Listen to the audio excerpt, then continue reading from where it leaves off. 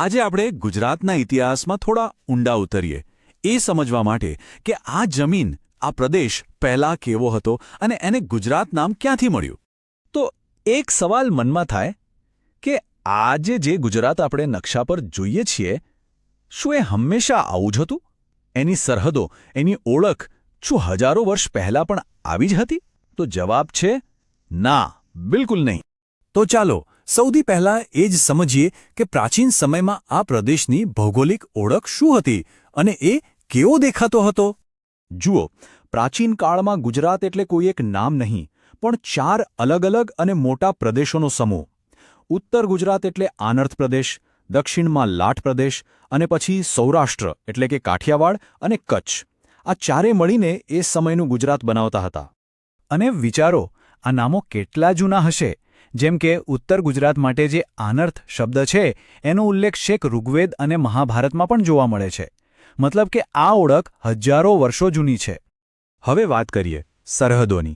અને મજાની વાત એ છે કે આ સરહદો કોઈ રાજા મહારાજાએ તલવારથી નહોતી બનાવી, એ તો કુદરતે પોતે જ ઘડી હતી. આને ખાલી સરહદો કહેવી એ ઓછું કહેવાય, આ તો એક જાતની કુદરતી કિલ્લેબંધી હતી. ઉત્તરમાં અરવલ્લીના પહાડો, પૂર્વમાં માળવાનું ઉચ્ચ પ્રદેશ અને પશ્ચિમમાં તો અફાટ અરબી સમુદ્ર. આ ભૌગોલિક રચનાએ જ ગુજરાતને એકદમ સુરક્ષિત અને આગવી ઓળખ આપી, જેણે આગળ જતા વેપાર અને સંસ્કૃતિ માટે એક મજબૂત પાયો નાખ્યો. હવે કોઈ પણ સભ્યતાની જીવાદોરી શું હોય? નદીઓ.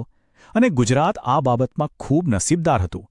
દક્ષિણમાં નર્મદા અને તાપી જેવી મોટી નદીઓ, તો મધ્ય અને ઉત્તર ગુજરાતને જીવંત રાખવા માટે મહી અને સાબરમતી.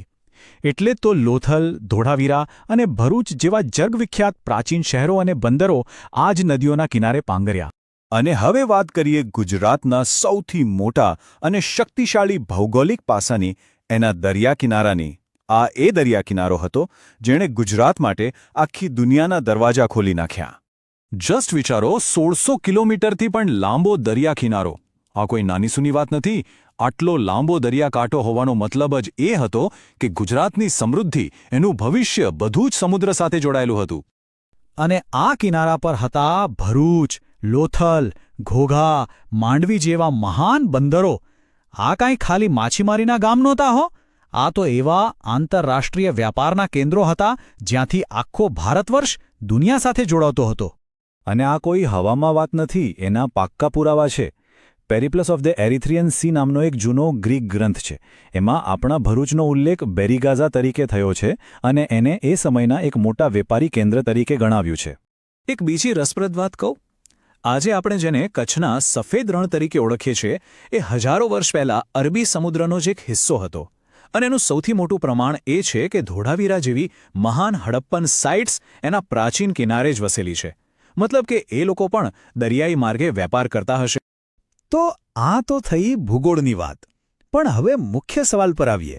આ ભૂમિ જેના આટલા બધા પ્રાચીન નામો હતા, એને આખરે ગુજરાત નામ મળ્યો ક્યાંથી? તો જુઓ, ગુજરાત શબ્દ મૂળ સંસ્કૃત શબ્દ ગુર્જરત્રા પરથી આવ્યો છે, જેનો સીધો સાદો અર્થ થાય છે ગુર્જરોનો દેશ અથવા ગુર્જરો દ્વારા રક્ષાયેલો પ્રદેશ. એટલે કે આ નામ એક ચોક્કસ જાતિ, ગુર્જર જાતિ સાથે સીધું જોડાયેલું છે.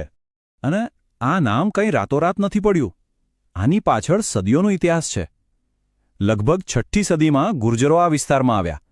પછી 6ઠ્ઠી થી 12મી સદી સુધી, એટલે કે ઓલમોસ્ટ 600 વર્ષ સુધી એમનો રાજકીય દબદબો એટલો વધ્યો કે આ આખો પ્રદેશ જ એમના નામે, એટલે કે ગુજરાત તરીકે ઓળખાવા લાગ્યો.